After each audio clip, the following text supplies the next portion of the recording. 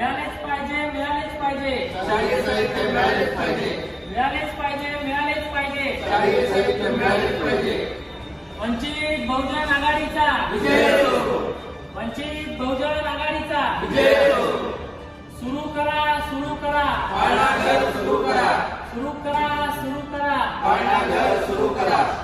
परत करा, परत करा, पालकांचे पैसे परत करा, परत करा, परत करा. पालकांचे पैसे परत करा. वंचित बहुजन आघाडीचा विजय असो, वंचित बहुजन आघाडीचा विजय असो, छोटे बाळासाहेब आंबेडकरांचा विजय असो, छोटे बाळासाहेब आंबेडकरांचा विजय असो. कोण म्हणतो देणार नाही, घेतल्याशिवाय राहणार नाही, कोण म्हणतो देणार नाही. घेतल्याशिवाय राहणार नाही. वंचित बहुजन आघाडीचा विजय असो, वंचित बहुजन आघाडीचा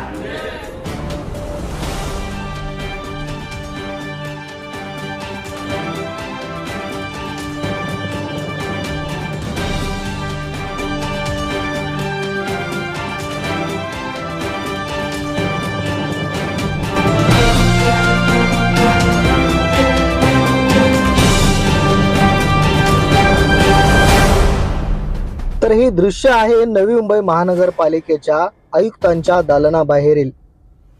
वंचित बहुजन आघाडीचे शिवूड्स विभागाध्यक्ष ॲडव्होकेट उमेश हातेकर यांच्या नेतृत्वात नवी मुंबई महानगरपालिकेचे आयुक्त कैलास शिंदे यांच्या दालनाबाहेर ठिय्या आंदोलन करण्यात आले.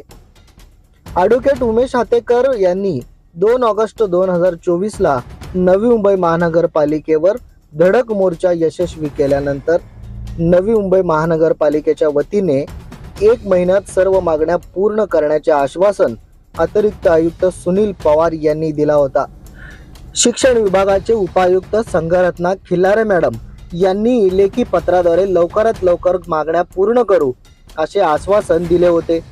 ॲडव्होकेट उमेश हातेकर यांच्याकडून पुन्हा दिनांक 16 ऑगस्टला स्मरणपत्र म्हणून शाळेतील मागण्या पूर्ण करा असे सांगून जर आमच्या मागण्या 15 दिवसात पूर्ण झाल्याच नाही तर आयुक्तांच्या दालनाबाहेर आंदोलन करण्याचा इशारा दिल्यानंतर देखील पालिका कोणतीच कारवाई करताना दिसत नसल्याने आज चक्क नवी मुंबई महानगरपालिकेत आयुक्त दालनाबाहेर वंचित बहुजन आघाडीच्या वतीने ठिय्या आंदोलन करण्यात आले. मग पोलीस प्रशासन आणि अधिकाऱ्यांची पळापळ सुरू झाली. आपण पाहू शकता वारंवार लेखी पत्रव्यवहार केला तरी देखील अतिशय महत्त्वाच्या कामाकडे अधिकारी लक्ष देत नाही असा एकंदरीत आपण म्हणू शकतो. त्यानंतर अतिरिक्त आयुक्त सुनील पवार यांनी आंदोलकांशी चर्चा करून येत्या 15 दिवसात आपली सर्व कामे मार्गी लागतील असे आश्वासन यावेळी पुन्हा एकदा दिले. वंचितचे शिवूड्स विभागाध्यक्ष ॲडव्होकेट उमेश हातेकर यांची मागणी नेमकं काय होते ते आपण पाहूयात.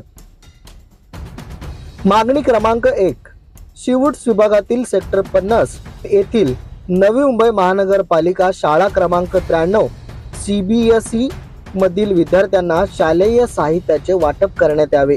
मागणी क्रमांक 2, सेक्टर 48 येथील पाळणा घर सुरू करावेत. मागणी क्रमांक 3, सेक्टर 46 येथील क्रांतिसिंह नाना पाटील उद्यानातील प्रवेशद्वार क्रांतिसिंह नाना पाटील यांच्या मोडकळीस आलेल्या बोर्ड दुरुस्ती करण्यात यावा. मैदानात बसण्यासाठी आसन व्यवस्था करावी. मागणी क्रमांक 4, सेक्टर 46A मधील पाम बीच लगत असलेले ओपन जिम नागरिकांसाठी लवकरात लवकर खुले करण्यात यावे. असे लोकहिताचे 4 मागणी होते. जर या महिन्यात आमच्या मागण्या पूर्ण केल्या नाही तर 1 महिन्यांनी आमरण उपोषण करण्याचा लेखी पत्राद्वारे इशारा ॲडव्होकेट उमेश हातेकर यांच्या वतीने देण्यात आला. यावेळी राहुल जाधव, मिलिंद मंटपे, स्वप्नील येवले, अभय भडंगे, संजय हेगडे, ॲडव्होकेट दीपक तांबे, राहुल शिरसाट, सर्जेराव गुळिंग, अजिंक्य मोहिते, महेश सावळे इत्यादी कार्यकर्ते उपस्थित होते. पाहुयात यावेळी आपल्या चॅनलला दिलेल्या प्रतिक्रिया.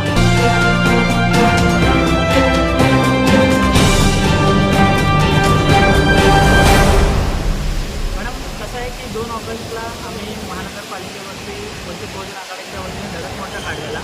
त्या मोर्चामध्ये आम्हाला अतिरिक्त आयुक्त सुनील पवार साहेब व तिथले सिव्हिल विभागाचे उपायुक्त मॅडम यांनी आम्हाला सांगितलं की या महिन्याच्या अखेरीपर्यंत आम्ही तुम्हाला तुमच्या ज्या काय मागण्या त्या मान्य करू. तसं त्यांनी आम्हाला लेखी पत्र दिलं, पण लेखी पत्र देताना त्यांच्यात एक चालबाजी अशी केलेली की त्यामध्ये त्यांनी एका महिन्याच्या आत करू असं सांगितलं नव्हतं व तोंडी त्यांनी सांगितलं. कसं असतं की प्रशासनाच्या या काही बारकावे आहेत. आता तुम्ही बघाल की मुलांना जर शालेय वस्तू नसतील, गणवेश नसतील, पुस्तकं नसतील, तर ह्यावरती मुलं काय करणार, म्हणजे त्यांच्यामध्ये सुधारणा कशी होणार शिक्षण विभागामध्ये. त्यामुळे आम्ही त्यांना 2 ऑगस्टला सांगितलेलं आणि असं आम्ही आपल्या चॅनलमार्फतच त्यांना इशारा दिलेला की 2 ऑगस्टला आम्ही आंदोलन घेतल्यानंतर जर आमच्या मागण्या मान्य नाही झाल्या तर एका महिन्यानंतर आम्ही आयुक्त साहेबांच्या दालनाच्या बाहेर आम्ही आंदोलन करू. आज ते आंदोलन आम्ही केलेलं आहे आयुक्त साहेबांच्या ते दालनाबाहेर. मुद्दा एवढाच होता आमचा की आजही तुम्ही बघाल तर मागच्या वेळी जे आम्ही आंदोलन केलेलं त्याच्यानंतर आजसुद्धा जैसे ती तशीच्या तशीच परिस्थिती आतासुद्धा आहे की विद्यार्थ्यांना गणवेश नाही आहे, पुस्तके नाही आहे, ऐका नाही. आता त्या सांगतात की साहेब आम्ही या आठवड्याच्या आतमध्ये आम्ही सगळ्यांना देऊ, त्या देतीलही, काही हरकत नाही त्याबद्दल. पण इथे कुठेतरी प्रशासनाला कळणं गरजेचं होतं की लोकांच्या भावना. आम्ही 16 ऑगस्टला आयुक्त साहेबांना पुन्हा एक पत्र पाठवलेलं की साहेब आम्हाला 15 दिवसाचा त्यांनी अवधी दिला आहे, 15 दिवस झालेले आहेत या प्रकरणाला, 15 दिवसामध्ये तुम्ही लवकरात लवकर आमच्या विषयावरती काही ते उपाययोजना करावी. त्यावरती त्यांनी काय केलं, 16 ऑगस्टला आम्ही लेटर पाठवलं, त्यांच्याकडून कुठल्याही प्रकारचं लेखी पत्र आम्हाला आलेलं नाही. पर्यायी आज तुम्ही बघताय की आम्ही आयुक्त साहेबांच्या दालनाच्या बाहेर वंचित बहुजन आघाडीच्या वतीने आंदोलन केलं. हे आंदोलन केलं.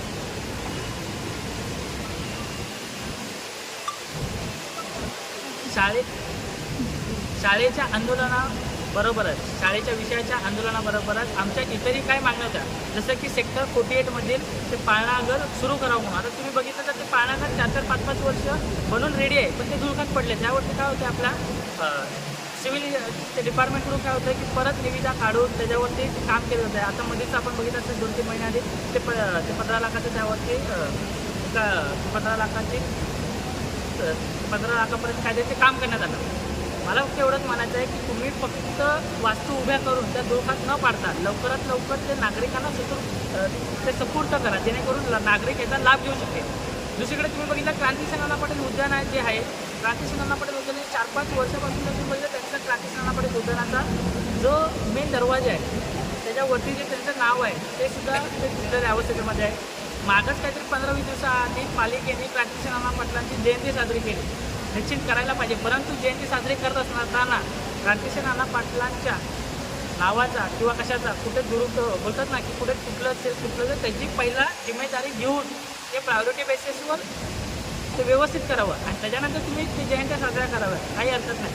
दुसरी गोष्ट, त्याच उद्यानात जर तुम्ही बघितलं असेल तर बसायला बात नाही आहे, प्रवेशद्वाराची अवस्था बघितली असते तर लोखंडी सगळे प्रवेशद्वार तुटलेले आहेत. ते झालं. नंतर आमची अशी एक मागणी होती की शिवूर सेक्टर 46 ते सर्व्हिस रोडच्या बाजूला जिम आहे, ओपन जिम. ते जिमचं सुद्धा कित्येक वर्षापासून काम करून आधी जर बघितलं असेल तर ते तुटक्या मोठ्या अवस्थेमध्ये आता बऱ्यापैकी त्यांनी इक्विपमेंट तिकडे टाकलेले आहे.